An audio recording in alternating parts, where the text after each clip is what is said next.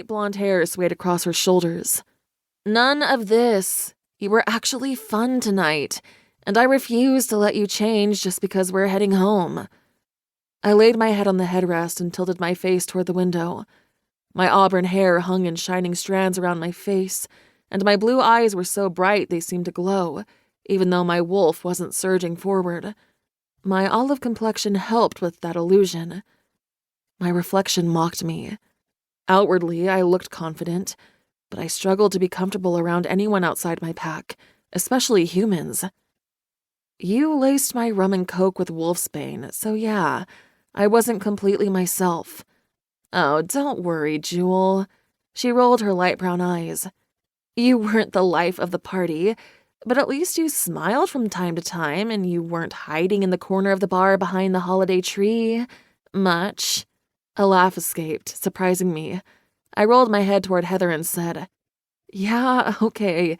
It's just that Mom wanted you to go out and have fun." Heather interjected and focused on the road. The smooth ride became jerky as she turned onto the one-lane dirt road that led to my grandparents' pack neighborhood. "She asked me to take you into town and make you forget about all the crazy since she couldn't. I would have rather had Mom take me out. She was my best friend.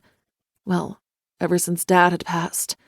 Mom and I had always been close, but I'd been Daddy's little girl. Until I wasn't."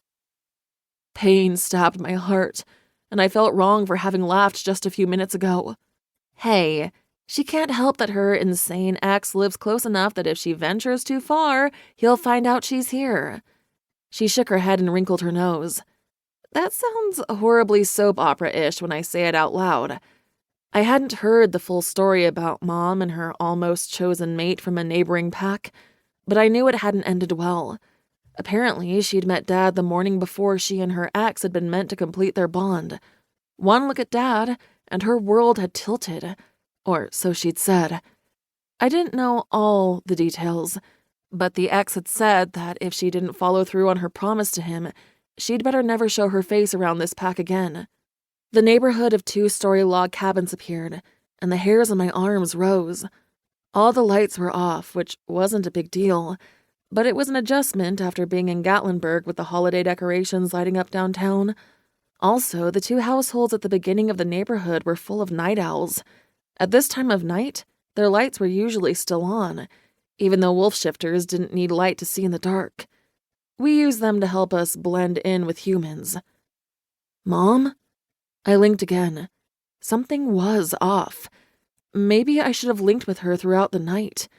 Our pack link had cooled marginally and was almost the same temperature as my pack bond with the Silver Wolves, who were too far away for me to connect with. It felt like she was out of range. My blood turned cold. "Can you link with anyone?" I didn't hide the concern wafting through me. My gut screamed that something was horribly wrong. Heather rolled her eyes. "You're overthinking things, as usual." She exhaled as her eyes glowed, and then her face fell. "No one is answering me." Her brows furrowed as she turned off the truck. "It's like everyone is asleep." She took a ride onto the road that led straight to the pack neighborhood and passed the first 3 cabins before turning into my grandparents' driveway.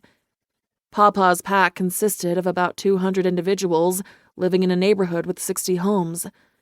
They were spread across the mountainside overlooking Gatlinburg, isolated while blending in with the other developments of touristy seasonal cabins. It was hard to see every house from this position, which was why Papa's home was near the start of the neighborhood. If any threats came, he would be one of the first to respond. Nothing seemed out of the ordinary. Raccoons scurried and deer meandered by through the eastern red cedar, American beech, and yellow birch trees. With it being early December, most of the leaves had fallen. I focused on my supernatural hearing. Apart from a bear ambling a few miles away, all was quiet. I cranked down the window so I could sniff. Before leaving the safety of the vehicle, we needed to ensure that no one strange was lurking nearby. "What are—" Heather began. I placed a finger in front of my lips. If someone was here, they would have heard us pull up. Stealth wasn't an option, but I needed